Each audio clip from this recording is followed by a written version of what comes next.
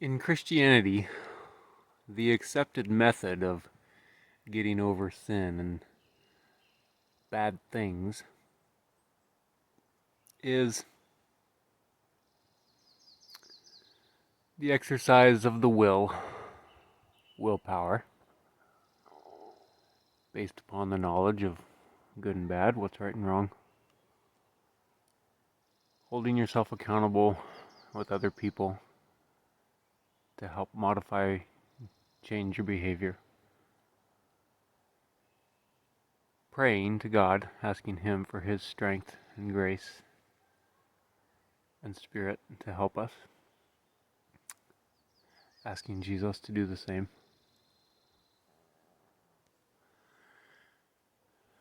And these things work to a degree and they have value. But there's a lot more to the work of Christ in order to finish that process. The process of getting human beings over sin and to do the right things and the good things. In Hebrews 9, the writer is talking about the old covenant in which they had to sacrifice animals and sprinkle the blood on the altar and all that stuff from the Old Testament. And in verse 9, the writer makes a very interesting statement. He says that if those things, well, he basically states that if those things had worked, then the people would have had no more consciousness of sins. And that's a key statement, because wouldn't it be nice to have no consciousness of sins? Instead of having to be conscious of them and fight them off all the time, wouldn't it be nice to just have no consciousness of them? I'll take that road, for sure, having lived on the other one for, 40 odd years and watching it fail miserably.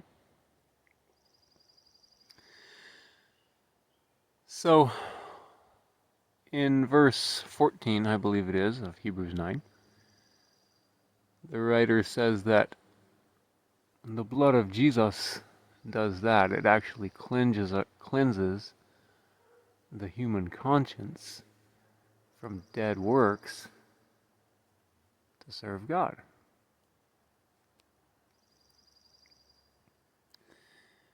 In this regard, it's not talking about your conscience as in your ability to tell right from wrong.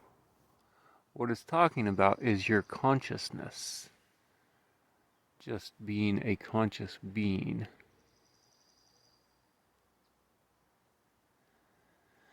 At this point, someone might say, well, that's just the way humans are. We're conscious of right and wrong and bad and good and evil. But that's not actually the case. Human beings were not always like that. We actually used to live in a state where we weren't conscious of sin. And I'd like to just expand on the definition of sin here, because sin has such a negative connotation because of Christianese, Christian speak. Sin actually,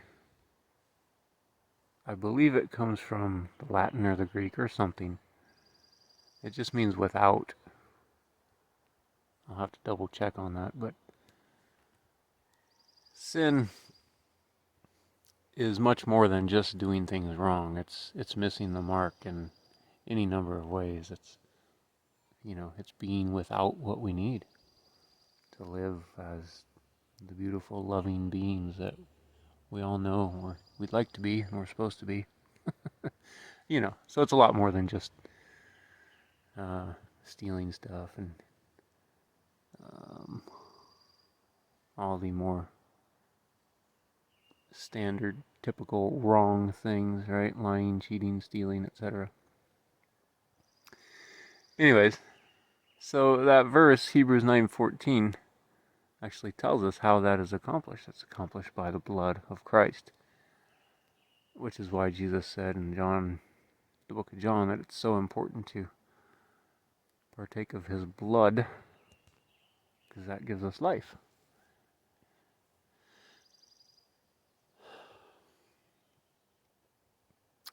At this point, someone might say, well, okay, but I don't buy into the whole human beings living in a state where they were not conscious of good and bad or evil. But the Bible, thankfully, also shows us precisely when and where that happened. It's Genesis 3. Genesis 3:7, actually. Genesis 3:6 and 7, when Eve and then Adam, they partook of the fruit, literal or metaphorical, I don't know, of the knowledge of good and evil, and their eyes, more than likely spiritually and mentally, not physically, were opened, and they knew what? That they were naked. Naked physically? Maybe. How about naked spiritually, mentally, consciously? How about the human conscious? The human conscience, as spoken of in Hebrews 9, knew that it was without, knew that it was naked in a spiritual and mental and emotional sense. Well, spiritual and mental. Of course, emotional is tied in there, but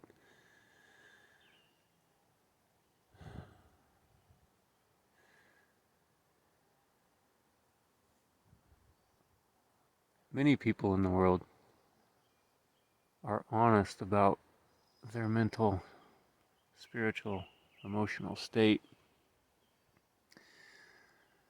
recognizing that it is naked, quote, naked, unquote, without, lacking,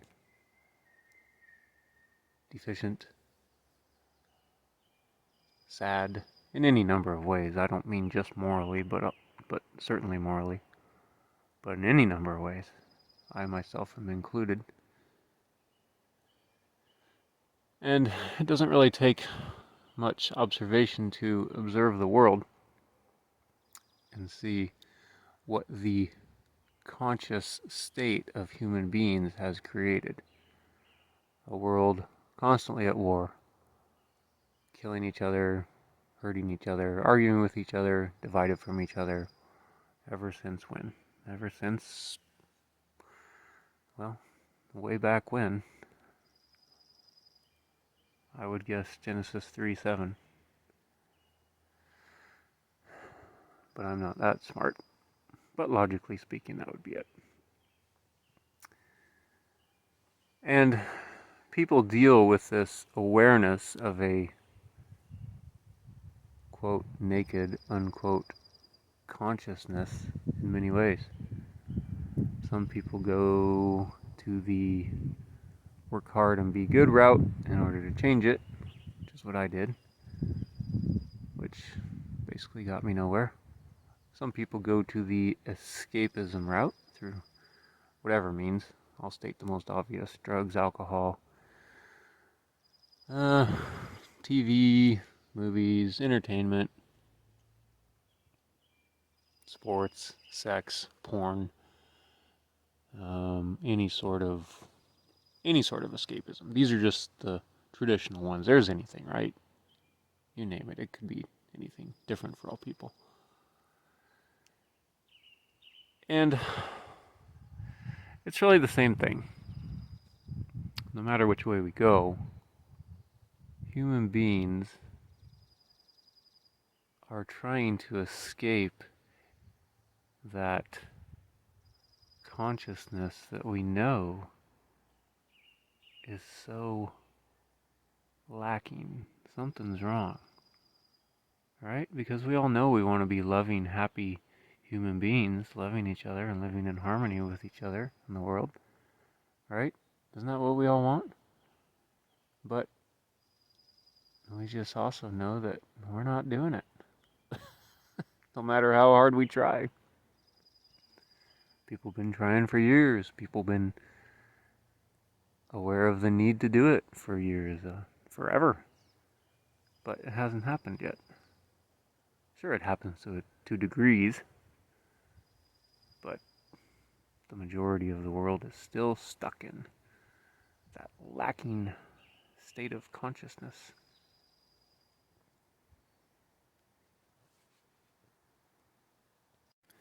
And so, how is it fixed? How do we, the human race, return to a state of consciousness that is not lacking and without, as the root word of sin implies, which is much deeper than simply lying, stealing, cheating, etc. Much deeper. How do we return to that state? Well, we have our consciences cleansed by the blood of Christ. How does that happen? Well, not exactly sure. Learning. We actually partake of it by faith. Our words, basically believing it and speaking it, is a good start. That's about all I know at this point. I'm learning too. We're all in the journey together.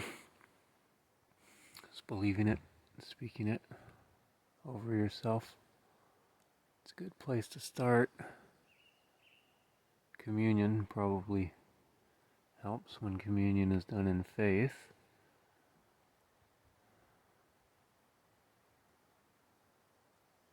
But to return to my original point, well, actually the whole video has lots of points, but my original statement was that in Christianity, the methods by which people try to be good, prayer, accountability, exercise of the willpower, are very, very, very rudimentary in contrast to this one. Yes, we do them. Yes, I do them. And I'm not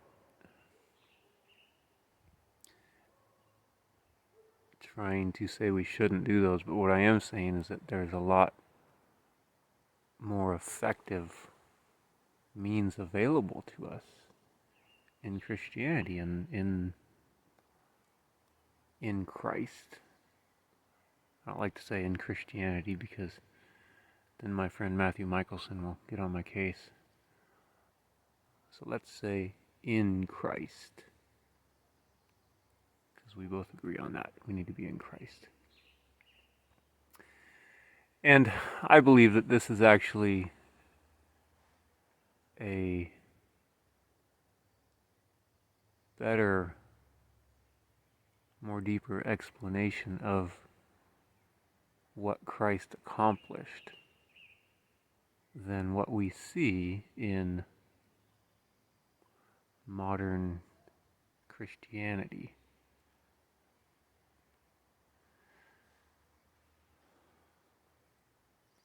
What Christ has accomplished is world-changing. It's real. It strikes at the very root of humanity's core issues.